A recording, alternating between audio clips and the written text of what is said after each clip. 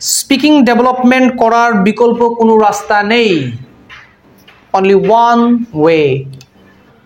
Keep speaking whatever you know and whatever you learned.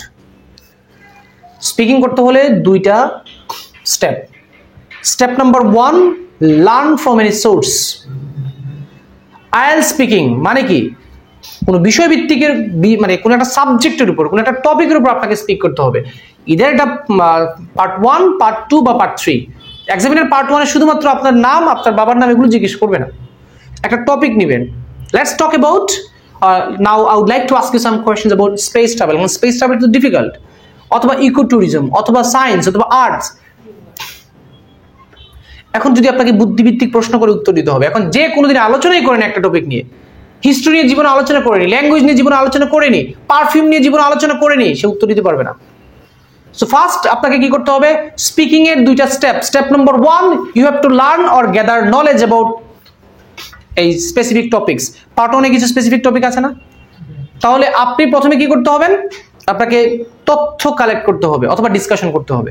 এখন discussion তো সবসময় করতে পারবেন না, কি করবেন, যেটা বই ফলো করেন, বুক ফলো করেন, আছে তো, এটা ফলো করতে হবে। যেহেতু আপনি আমার স্টুডেন্ট, আমারটা ফলো করছেন, অনেকে মাক্কর ফলো করছে, করুক, যে কোনো বই ফলো করতে পারে, একদম থার্ড ক্লাস ফার্স্ট ক্লাস বলতে কিছু নাই, যে কোনো বই।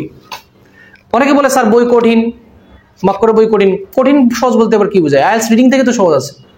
আপনি রিডিং পড়েন, রিডিং পড়ার পর শুধুমাত্র আইডিয়াটাকে নোট আউট করে রাখেন, কিওয়ার্ড নোট করে রাখেন। যেমন একটা প্রশ্ন করলো, what can we do to encourage children to read books? বাচ্চারা বই পড়বে, এটা আমরা উৎসাহ কিভাবে দিতে পারি? আপনার মূল কথাটা মনে রাখেন, arrange competition, we can give them gift, books as gift. দুইটা পয়েন্ট পাওয়া গেছে না? একটা হচ্ছে কম্পিটিশন করা, একটা হচ্ছে কি বই গিফট দেওয়া। আর একটা পয়েন্ট বলবেন যে we can include it in syllabus, that there should be some marks in the final examination on reading. Reading এর উপর মার্কস দেওয়া উচিত। তাহলে 3টা পয়েন্ট মনে রাখেন। আপনি স্পিকিং এ ভালো করছেন, রাইটিং এ ভালো করবেন, কারণ স্পিকিং রাইটিং তো বিষয় তো সেই। তাহলে স্টেপ নাম্বার 1, তথ্য কালেক্ট করেন, যেখান থেকে পারেন তথ্য কালেক্ট করেন, যে কোনো বই, যে কোনো জায়গায়। বই একটা ইউজ করা ভালো, যে কোনো বই ফলো করেন। স্টেপ নাম্বার 2 হচ্ছে স্পিকিং করা, কারোর সাথে কথা বলা। সো কথা বলার ক্ষেত্রে প্রথমে নিজে নিজে কথা বলেন, মোবাইল রেকর্ড করেন। আয়নার সামনে বক্তব্য দেওয়ার দিন শেষ, এখন আর দরকার নেই, মোবাইল রেকর্ড করেন, গ্রুপে ভয়েস রেকর্ড দেন। আপনারা দিবেন না জানি, বললাম আমি আমার নিয়ম রক্ষা করলাম।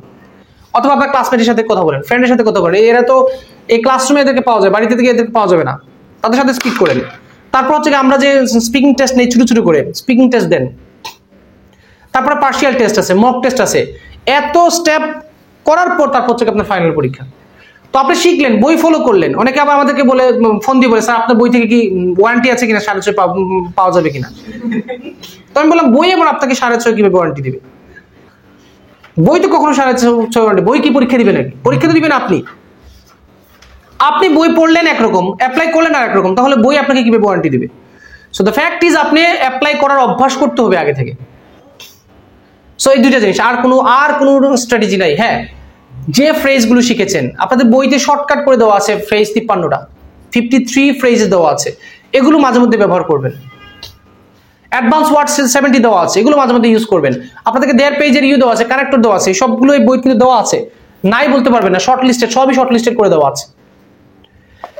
ফ্রেজ এন্ড ইডিয়মস দেওয়া আছে 53টা, অ্যাডভান্স ভোকাবুলারি দেওয়া আছে 70, বিষয়ভিত্তিক শব্দ দেওয়া আছে, ওগুলো বাদ দেন, ওগুলো যদি পারেন না পড়বেন না, তবে দেওয়া আছে, যার লাগবে সে পড়বে। তারপর কি দিয়েছিলাম, connector 1.5 page. By contrast, on the other hand, এগুলো দিই না আমরা, এগুলো দিলে কিন্তু স্পিকিং বা রাইটিং সুন্দর হয়, সৌন্দর্য বৃদ্ধি হয়, এই জন্য এগুলো ভ্যালু আছে। তো শর্ট লিস্টেড দেওয়া আছে, আপনি শিখেন না। সো এই 2 স্টেপের বাইরে কিছু নাই। আপনি এখন কোথায় যাবেন? যে কোনো জায়গায় যান। অনেকে মানে আইএলটিএস স্পিকিং এর কোর্স করতে চায়, এটা হচ্ছে আরেকটা লস প্রজেক্ট। স্পিকিং এর কোর্সে কি শেখানো যায়? কি শিখাবো? যা শিখাবার তা তো আমি পরিশ্রম করে বইতে লিখে দিয়ে দিয়েছি, তাহলে আর শিখাবো কি? এখন আমার কাজ কি? টেস্ট নেওয়া। 5টা টপিক পড়েছি, 6টা টপিক পড়েছি, কি কিউ কার্ড পড়েছি কয়েকটা। এখন আমি দেখি স্যার আপনার সামনে স্পিকিং দিয়ে পারি কিনা। এর বাইরে কিন্তু কোনো উপায় নেই। So gather knowledge about topics, then express in speaking, এই দুটোই ওয়ে।